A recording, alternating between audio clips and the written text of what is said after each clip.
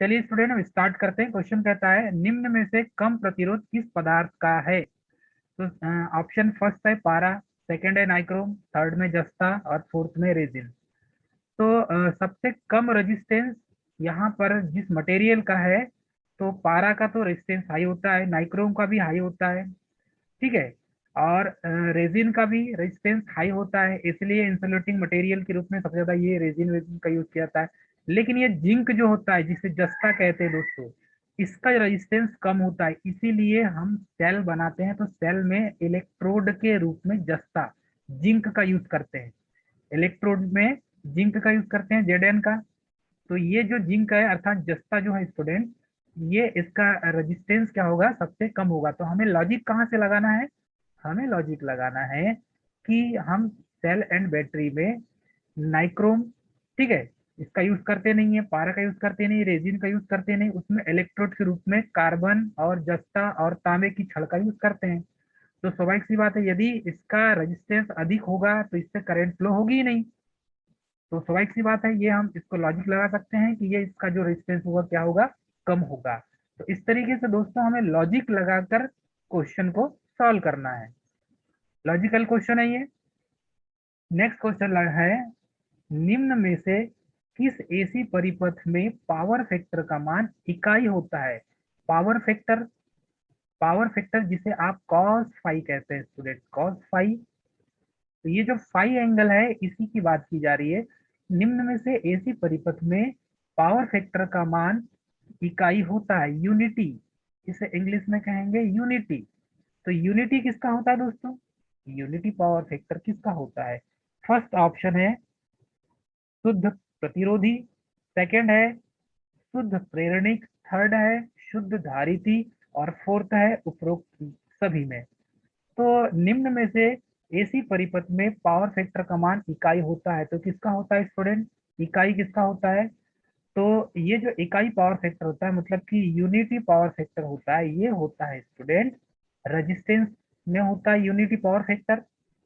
तो ये जो रजिस्टर है प्योर रजिस्टर की बात की जा रही है, जहां पर रेजिस्टेंस की बात हो गई तो वो क्या होगा, प्योर रेजिस्टेंस। तो प्योर रेजिस्टेंस का जो पावर फैक्टर होगा वो क्या होगा, इकाई, यूनिटी, अर्थात इसका मान क्या होगा, एक होगा दोस्तों, वन होगा। इस तरीके से आपको याद रखेंगे। तो हमने एसी थ्योरी में पढ़ा है स्टूडेंट कि एसी परिपथ में पावर फैक्टर का मान इकाई होता है, तो किसका होता है, प्योर शुद्ध प्रतिरोधी का होता है। शुद्ध प्रतिरोधी का होता है पावर फैक्टर इक्वल क्या होता है, आर अपान जेड। और इसमें आर अपान जेड का जो फार्मूला है, इसमें जब आप lagging power factor, leading power factor और यूनिटी पावर फैक्टर जब पढ़ते हैं, तो lagging power factor, leading power factor और यूनिटी मतलब कि इकाई पावर फैक्टर, तो सबसे लास्ट वाला जो है प्योर रेजिस्टेंस, इसका जो पावर फैक्टर होगा वो इकाई होता है, ठीक है। शुद्ध प्रेरणिक जो होता है और शुद्ध धारिती, तो इसका प्रेरण मतलब कि यदि हम इंडक्टिव कॉइल यदि लगाते हैं, तो ये जो इंडक्टिव कॉइल होगा तो इसका पावर फैक्टर हो जाएगा लेगिंग। इंडक्टिव कॉइल का पावर फैक्टर क्या हो जाएगा, लेगिंग, जिसे कहते हैं आप पश्चगामी शक्ति गुणांक। और यदि आप कैपेसिटर यूज करते हैं दोस्तों, तो शुद्ध जिसे कहते हैं शुद्ध धारिती। तो यदि आप कैपेसिटर यूज करते हैं तो कैपेसिटर में जो पावर फैक्टर होता है दोस्तों वो क्या होता है, ये होता है लीडिंग, लीडिंग पावर फैक्टर, जिसे आप कहते हैं अग्रगामी। तो एक क्वेश्चन से हमने तीन ऑप्शन क्रिएट कर दिए स्टूडेंट, मतलब तीन क्वेश्चन एक क्वेश्चन पे बन गए। तो सभी को स्टूडेंट को मैं यही बोलूंगा कि आप क्या करें, ये जो ऑब्जेक्टिव क्वेश्चन इसे अपने कॉपी में नोट कीजिए। आप इसे अपने कॉपी में नेट नोट करेंगे तो आपको बाद में बेनिफिट मिलेगा। तो अक्सर मैं सभी स्टूडेंट से कहना चाहूंगा कि आप कॉपी पेन लेकर बैठो। आप कॉपी पेन लेकर बैठेंगे तो आपको राइटिंग वर्क भी करेंगे आप। दूसरी बात, जब राइटिंग वर्क किया जाता है तो समझ में भी अच्छा आता है।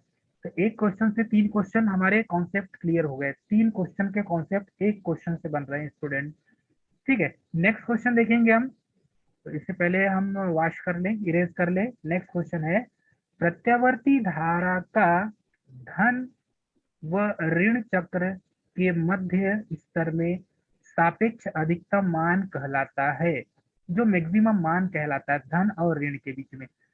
तो चलिए ये एक ग्राफ बनाते हैं हम।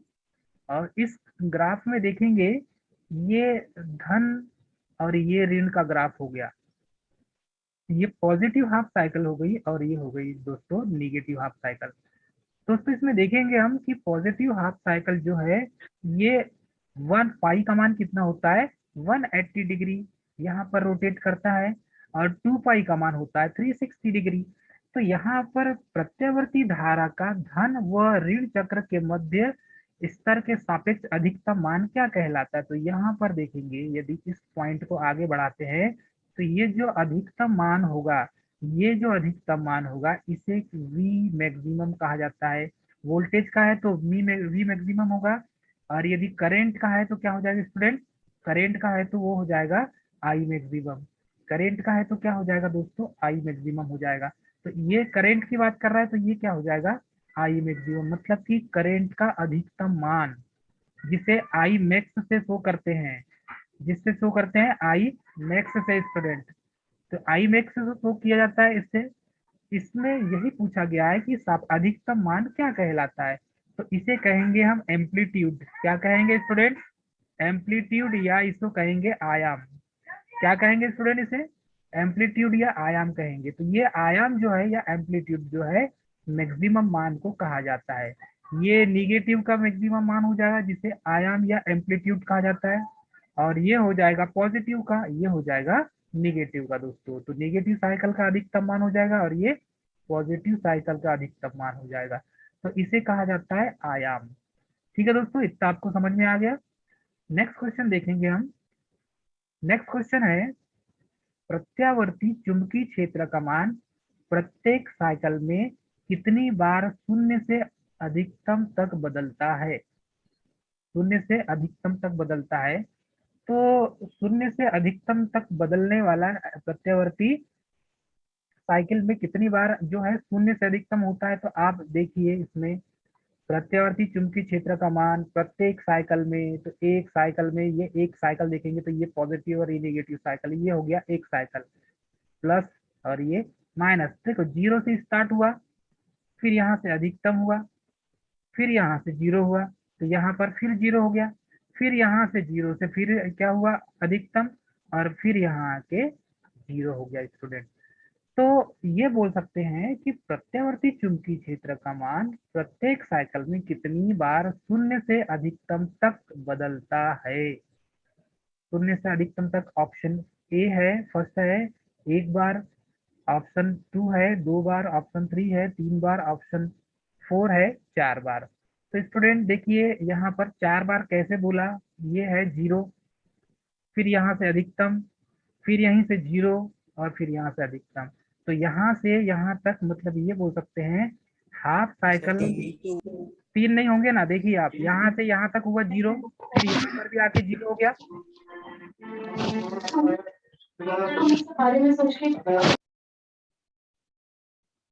नेक्स्ट क्वेश्चन है अल्टरनेटर का जो फेज क्रम होता है, अल्टरनेटर का फेज क्रम कैसा होता है। तो हमें मालूम है जो अल्टरनेटर फेज क्रम होता है या थ्री फेज लाइन में जो क्रम होता है वो कैसा होता है। तो ये होता है आर वाई और बी, फेज सीक्वेंस आर के बाद वाई और वाई के बाद बी। तो यहाँ पर कहीं दिखा है आर वाई बी, तो ये है option third R Y B, ये सीक्वेंस होता है अल्टरनेटर का भी, और एसी थ्योरी जो हमने पढ़ा है उसमें भी आर के बाद वाई फेज को कनेक्ट करेंगे और वाई फेज के बाद बी फेज को कनेक्ट किया जाएगा स्टूडेंट। तो ये अल्टरनेटर का जो फेज सीक्वेंस होता है वो आर वाई फेज में 3 फेज होता है। अर्थिंग प्लेट का जो सही आकार कौन सा होता है ये भी पूछा जाता है। तो जब हम अर्थिंग पढ़ेंगे तब उससे इस क्वेश्चन को पढ़ेंगे हम, लेकिन इसका आंसर मैं बता रहा हूँ आपको, ये होता है 60 गुना से 60 सेंटीमीटर, मतलब कि 60 × 60 होता है, लंबाई 60 चौड़ाई 60, ये अर्थिंग प्लेट का सही आकार होता है। एग्जाम में बहुत बार पूछा गया है स्टूडेंट। ठीक है, तो नेक्स्ट क्वेश्चन हम देखेंगे। नेक्स्ट क्वेश्चन है, नेक्स्ट क्वेश्चन ये कहता है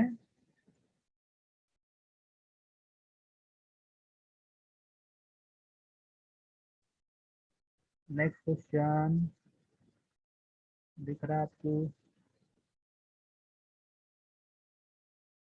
चलिए 2 वाट मीटर शक्ति मापन विधि में यदि पावर फैक्टर का मान 0.5 हो तो कुल शक्ति कितनी होगी?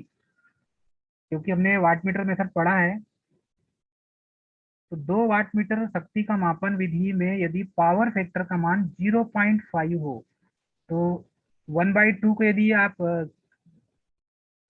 कैलकुलेशन करेंगे तो ये क्या हो जाएगा? 0.5 होगा। 2 वाट मीटर शक्ति मापन विधि में यदि पावर फैक्टर का मान 0.5 हो तो टोटल पावर कितनी होगी?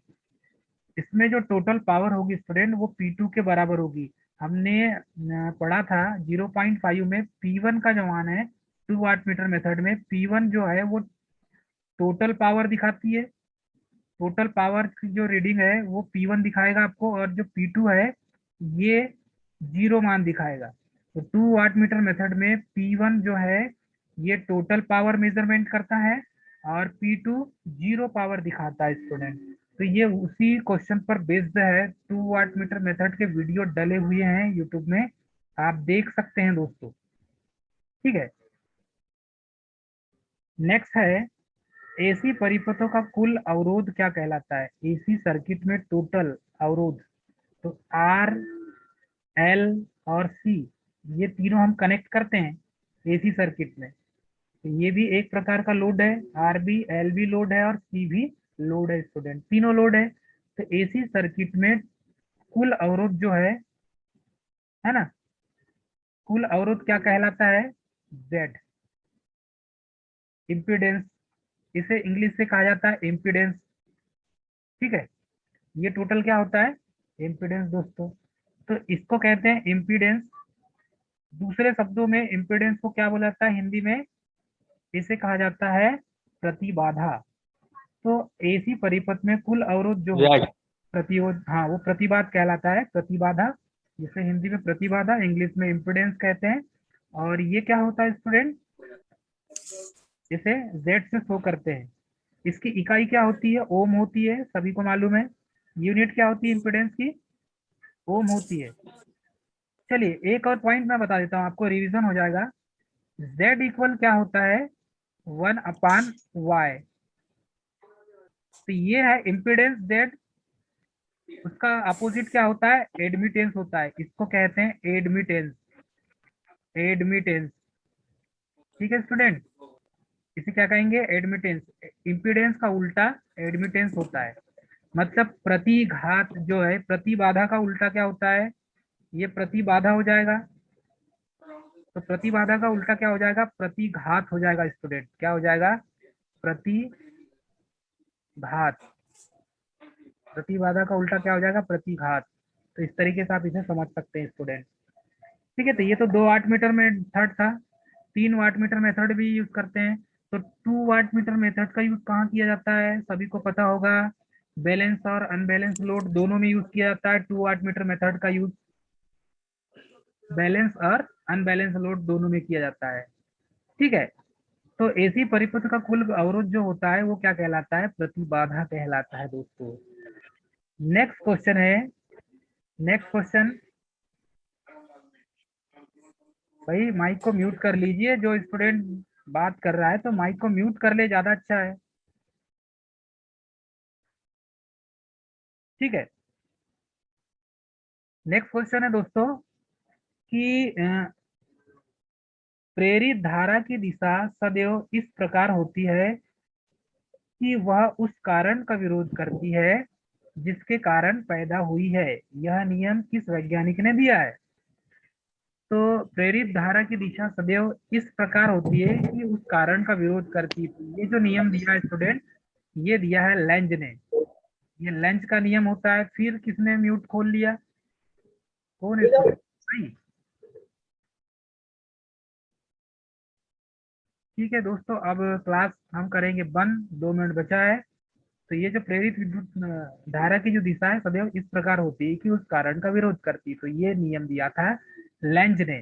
तो लेंज का जो नियम है ये है कि यदि किसी चुंबकीय क्षेत्र में यदि किसी कंडक्टर घुमाते हैं तो उसमें विद्युत वाहक बल उत्पन्न होने लगता है, और वो जो विद्युत वाहक बल है वो जिससे उत्पन्न हुआ है उसी का विरोध करता है। तो उसी का जो विरोध करता है वह नियम किसने दिया? लेंज का दिया। तो लेंज ने यह नियम दिया कि जो ईएमएफ है जिससे उत्पन्न हुई है उसी का वो विरोध करती है। तो यही नियम है स्टूडेंट, लेंज के नियम के अनुसार।